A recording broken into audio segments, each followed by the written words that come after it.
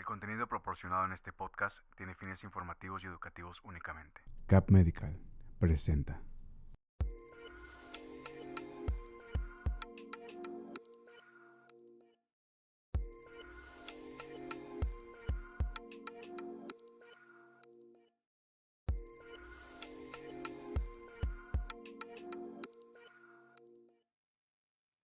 Hola, ¿qué tal? Sean bienvenidos un martes más a este hermoso canal que es @neuromarce y estoy aquí con la creadora fundadora de este proyecto, la doctora Marcela Hernández. ¿Cómo está, doctora? Hola, ¿cómo estás? ¿Cómo están todos? Gracias por acompañarnos a este nuevo live.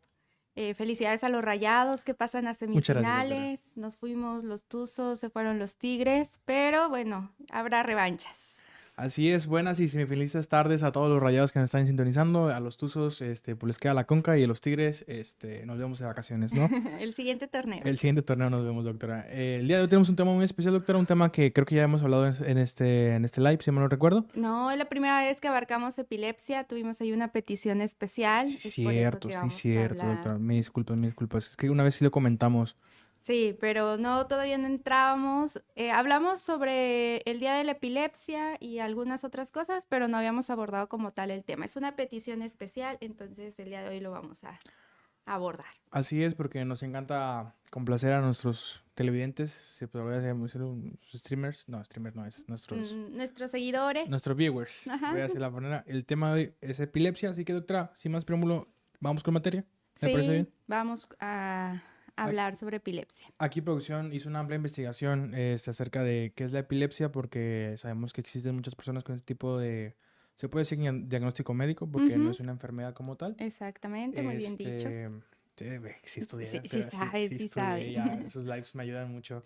Sin más preámbulo, algo básico, ¿qué es la epilepsia, doctora? Muy bien, sí, como bien lo dijeron, la epilepsia pues es un trastorno cerebral donde se produce, bueno, donde hay presencia de crisis epilépticas, que ahorita vamos a definir qué es una crisis epiléptica, que además de esto pues trae consecuencias a nivel neurobiológico, cognitivo, social y emocional de las personas que lo padecen.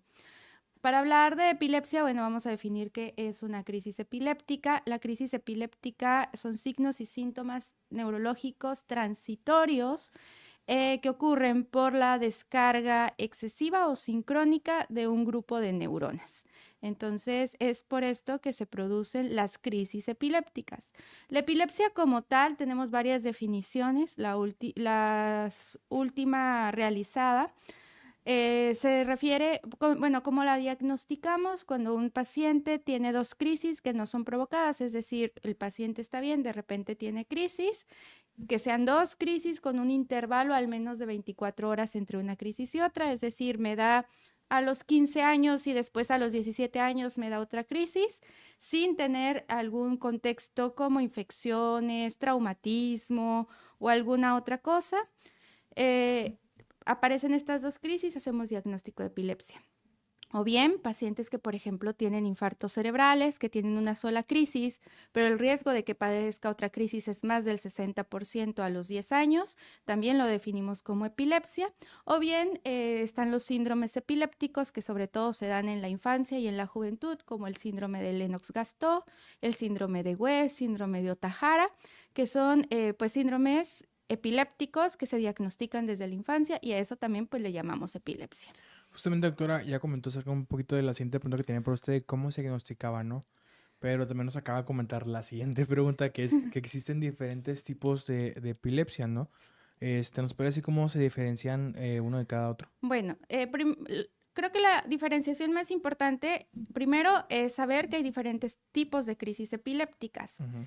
Generalmente, pues la población sabe de estas crisis donde las personas se ponen rígidas, pierden la conciencia y se empiezan a agitar.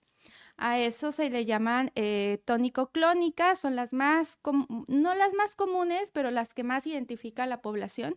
Sin embargo, hay algunos otros tipos de epilepsia que primero dividimos en focales y generalizadas. Focal quiere decir que el paciente no pierde el estado de alerta y empieza a tener movimientos involuntarios de manos o de pies, por ejemplo. Empieza a tener algunas desconexiones. No, perdón, ahí ya es generalizado, empiezan a tener desconexiones. Y bueno, también hay algunos tipos de crisis que son sensitivas, algunas que son Se me fue ahorita todos los tipos de crisis, se me fue en este No sé, momento. Pero bueno, existen diferentes tipos de crisis, es lo primero que hay que identificar. Existen también diferentes tipos de epilepsia, cuando ya los englobamos, por ejemplo, en aquellos pacientes que han tenido más de 2 crisis con un intervalo, o al menos 2 crisis con un intervalo de 24 horas de diferencia. En eso tenemos, por ejemplo, crisis genética, bueno, epilepsia más bien de origen genético. También podemos tener de origen estructural, que son pues de las más frecuentes, sobre todo en la edad adulta. Y bueno, son como lo más frecuente. Ujú. Doctora, antes que acaba de mencionar que epilepsia de crisis genético, es muy probable o existe la posibilidad de que, por ejemplo, si yo tengo crisis epilépticas, mis hijos también puedan presentar estos síntomas. Bueno, depende, o sea, si es de la causa genética, sí hay un riesgo más elevado que la población en general. Sin embargo, por ejemplo, epilepsias que se originan por la presencia de algún tumor, de algún infarto cerebral, pues esos no son heredados. Eso es adquirido, o sea, depende de cada individuo. Okay. Doctora, ¿existen factores de riesgo que lleven a los pacientes o a la población a este tipo de crisis epilépticas? O... Bueno, eso depende mucho desde la edad de inicio. Por ejemplo, bueno, acá que yo soy neuróloga de adultos, depende, por ejemplo, si los pacientes tienen traumatismos, también pueden desarrollar epilepsia estructural. Si los pacientes tuvieron infartos cerebrales, también pueden desarrollar epilepsia estructural. Si tienen tumores o algo muy frecuente que son la neurocisticercosis, que son los parásitos de cisticerco que se alojan en el cerebro, también pueden desencadenar epilepsia. Entonces, anteriormente, pues era lo más común. Ahorita, pues los infartos cerebrales, los tumores han reemplazado esta causa de epilepsia en el adulto. Doctora, aquí en producción me acaba de echar una miradita que si se podría recoger un poquito nomás el pelo para que Sí, perdón. no afecte el micrófono y las personas que están viendo en Instagram, que también, que la gente sepa que también pensamos en las personas de Instagram, no nomás en Facebook y YouTube. Ok, disculpa. No se preocupe, doctora. ¿Existe algún tipo de tratamiento estándar para, no tanto estándar, sino como que el principal tratamiento o un tratamiento básico, por así llamarlo, para estas crisis epilépticas? Bueno, tenemos los fármacos que ahora anteriormente los llamábamos, han tenido varios nombres, pero actualmente se llaman fármacos anticrisis. Son diferentes, ya hay moléculas nuevas en el mercado y se debe de individualizar a cada paciente. No hay como tal un tratamiento estándar, más bien depende del perfil del paciente, depende del tipo de crisis que tenga el paciente, pues se le da el tratamiento. La mayor parte de la población responde, de hecho para eso también nos sirven las clasificaciones, pero eso ya es más médico. La mayoría de los pacientes responden a un solo fármaco, tienen buena respuesta. El 70% de las personas responden con un solo fármaco. Doctora, es que sabemos que este es un diagnóstico un poco difícil tanto para los pacientes, pero también para la familia, ¿no? ¿Qué consejos usted le puede dar a la familia para llevar este tratamiento, aparte de que tengan una buena confianza con su neurólogo y una buena comunicación? ¿Cómo en casa ellos pueden mejorar estas crisis epilépticas? Bueno, hay algunas recomendaciones generales. Sí hay que estar supervisando, por ejemplo, cuando son más pequeños o en personas mayores que se tomen el medicamento, porque bien sabemos que se pueden presentar crisis por no tomar el medicamento, por tener desajuste en el horario, por cambiar fármacos, que también es muy importante. A veces cambian de marca comercial o de genéricos y también por eso se pueden desencadenar las crisis. La recomendación en general es que si se toman un medicamento que les ha funcionado bien, se sigan con ese mismo medicamento y traten de no hacer estos cambios, sobre todo de los genéricos, que a veces esas bioequivalencias pueden variar. Otra cosa muy importante, cuando tenemos un familiar que tiene epilepsia o que ha tenido crisis o encontramos a alguien en la calle que alguna vez o está teniendo una crisis, lo primero es guardar la calma, llamar al 911 si es necesario, asegurarnos que los pacientes estén respirando, que tengan pulso, ponerlos en una posición cómoda, donde no se estén golpeando la cabeza. Por ejemplo, si están en casa, que agarren una almohada, la coloquen debajo de la cabeza para que no se esté impactando con el piso. No hay que meter abatelenguas, cucharas, cintos, porque si no vamos a lastimar a los pacientes. Eso, bueno, o a los familiares o a la gente que esté teniendo la crisis. No hay que introducir ningún objeto en la boca, solamente hay que ponerlo de lado, en una posición que sea segura y la cabeza igual que no esté impactando el piso de forma directa para prevenir, pues, traumatismos o alguna complicación derivada de la crisis. Hay que llamar al 911 si nuestro paciente es la primera vez que tiene una crisis, si no los encontramos en la calle, si no sabemos qué medicamentos están tomando.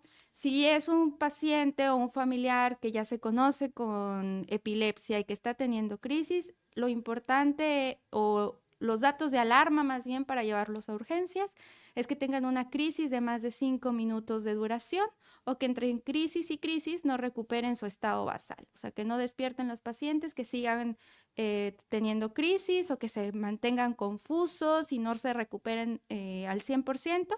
Hay que llevarlos a urgencias porque pueden estar en algo que llamamos estado epiléptico. Entonces, esos son como los foquitos rojos que hay que tomar en cuenta. Wow, porque habla de, bueno, quiero comentar, ¿se acuerdan? No sé si recuerde que hace ya un tiempo se hizo viral un video donde a un señor se le da una crisis epiléptica y alguien dice que es experto y le mete una vía a la boca, ¿no? Y No, eso está muy mal hecho, les pueden fracturar los dientes, o sea, complicarles más el cuadro, o hacer algo peor que la propia crisis. sí, más que nada, esta persona pensaba que se estaba desmayando, Ujú. pero realmente tiene una crisis epiléptica, ¿no? También como aprender a diferenciar entre desmayos y crisis epilépticas, ¿no? También. Ujú. Generalmente en el desmayo, pues las personas no hacen, aunque puede haber síncopes convulsivos, pero la mayor parte del tiempo pierden el estado de alerta, se recuperan y no hacen ningún movimiento extraño o extra al perder el estado de alerta. Doctora, otra vez ya volviendo en materia después de comunicar este video que mucha gente ya sabe de qué se está hablando, ¿cuáles son las posibles complicaciones de tener este diagnóstico de epilepsia a largo plazo? Bueno, les decía, la epilepsia, pues en la mayor parte de los casos responden bien a tratamiento médico, sino ya hay actualmente algunos otros tratamientos. Hay pacientes que se perfilan para cirugía de epilepsia. Anteriormente, pues sí se tenían como muchos sesgos o se detenía mucho la gente con epilepsia. Hoy sabemos que pueden llevar una vida normal. Inclusive las personas que tienen epilepsia y manejan tienen menos riesgo de choque que un hombre joven, por ejemplo. Wow. Entonces, creo que hay que normalizar, pues la epilepsia es un trastorno que se debe de ser normalizado, no impide en la mayoría de las veces que las personas se desarrollen de forma normal. Creo que hay que quitar, se me fue la palabra, no como sesgo, sino enigma, ¿cómo es enigma? Mitos, Hay que sí. desistir. Se nos fue la palabra, pero ustedes me entienden. Se Sí. me fue en este momento la palabra, pero igual hay que concientizar que las personas que viven con epilepsia son personas que pueden tener una vida normal. Mujeres, si desean embarazarse, igual se pueden embarazar. Lógicamente, tienen que tener un control con el neurólogo, tener controlada la enfermedad, pero nada de esto imposibilita la vida de las personas. Justamente era mi siguiente pregunta, doctora, ya para acabar, por aquí producción ya me hizo la señal de que ya, ¿no? Ya se nos Ya acabó el estamos tiempo. en tiempo. Ya estamos en tiempo, pero mi siguiente pregunta era como, ¿cómo afecta la epilepsia en la calidad de vida de las personas? Nos acaba de decir que de manera normal, ¿no? Simplemente es tener Tienen que tener buen apego a tratamiento, Ujú. tienen que tener un seguimiento por su neurólogo. Hay ocasiones donde los pacientes, si está pues, sobre todo relacionado a la edad y ha tenido una epilepsia donde ha estado controlada, ahí hay un poco de discusión, pero generalmente esperamos 5 años con medicamentos y no han tenido ni una sola crisis. Nos esperamos otros 5 años y bueno, podemos hablar sobre una remisión. Pero bueno, eso también se tiene que comentar con el neurólogo, no es que los pacientes lo tomen pues de propia voluntad o de forma autónoma esa decisión. Ok, doctora, ya para finalizar, me gusta hacer esta pregunta a todos los doctores que se me da el honor de poder ser su entrevistador, se podría llamar de esta manera. Gracias. ¿Qué consejo nos podría dar a todos los pacientes que tienen epilepsia, pero también, sin embargo, a todas esas familias que tienen a personas con epilepsia en su casa? Bueno, pues primero sí hay a veces que informarse mucho, a veces existen algunas personas que les dan tratamientos alternativos, pues que no funcionan del todo. O sea, a lo mejor decirles que se acerquen a centros especializados, que tengan control con su neurólogo, que intenten realizar una vida normal, sobre todo si su epilepsia está controlada. Y si no está controlada, también hay algunas otras alternativas de tratamiento. Como ya les decía, hay cirugía de epilepsia, estimulación del nervio vago, pero todo eso pues tiene que estar visto con su neurólogo. Ujú. Así es, y me gusta hacer este espacio publicitario acerca de la doctora Marce. Van a estar presentes aquí, producción va a poner todas sus redes sociales, que son @neuromarce, en Facebook, YouTube, TikTok, Instagram y LinkedIn también. La doctora publica pues, información acerca de todos los... Hoy andamos muy disléxicos, ¿verdad? andamos muy disléxicos, doctora, la verdad. Andamos muy simples también. Sí. Le recuerdo la Neuromarce, las redes sociales de la doctora, también como su dirección, que es Roberto J. Cantú, número 400, Colonia de Doctores. Y los teléfonos que aparecen en pantalla, así se los debo, no me los sé, doctora. Yo tampoco me lo sé, pero van a estar en pantalla. Igual nos pueden escribir. A veces nos escriben de otros países. Quiero decirles que en algunas ocasiones es muy complicado pues poderles dar alguna orientación, sobre todo por el tipo de padecimiento donde se requiere la exploración neurológica y una cita presencial. Pero en los que les podamos ayudar, nos pueden escribir a través de redes sociales. Así es, y le recuerdo que este programa fue patrocinado por CAT Medical, su clínica de corta estancia y de alta especialidad, donde tratamos temas como neurología, hematología, oncología y reumatología. No sé, antes recordarles, muchas gracias, doctora, por permitirme dar el honor de ser su entrevistador. No, Y muchas gracias por acompañarme. nos vemos el siguiente martes con otro tema más de neurología. Que estén Adiós. bien. Bye.